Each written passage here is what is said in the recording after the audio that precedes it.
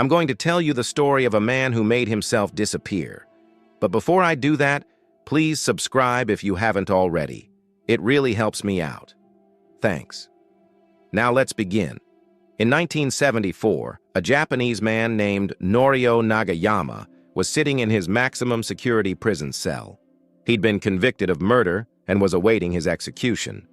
But that didn't stop him from doing the one thing he loved more than anything else in the world: writing.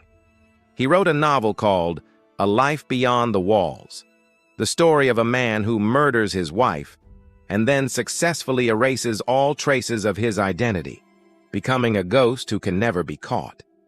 Incredibly, the book won an award from a national literary prize. It was a critical and commercial success. People couldn't get enough of this tale of a phantom who slipped through the cracks of society. They wanted the sequel, and so Nagayama wrote another novel, then another and another. All the while, he was corresponding with people across the country who started a campaign to get him released from prison. They argued that a man who could write so beautifully and insightfully about the human condition couldn't possibly be a monster. They didn't realize that those very books were a confession. Before his arrest, Nagayama had lived many lives under many names, and in each place he left a dead woman behind. He'd met his victims through personal ads, lured them back to his apartment, and then strangled them. Afterwards, he would dismember their bodies, dispose of them, and collect their belongings, assuming their identities and starting over. All the while, he was writing stories about it.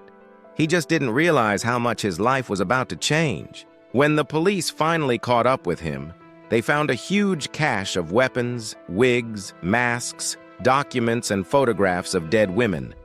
They also found a diary detailing his crimes. But by that point, he was already famous. So when he went on trial, the judge allowed him to keep his face hidden behind a blue folder. As the evidence against him was overwhelming, he was convicted of 11 murders and sentenced to death. He spent 23 years in solitary confinement writing books, until finally in 1997 he was executed. But even in death, he remained an enigma. Some people still claim that he faked his own death and that we may never know the real number of victims he had.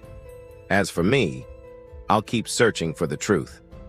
If I find anything, I'll share it right here. So be sure to subscribe if you haven't already. And thanks for watching.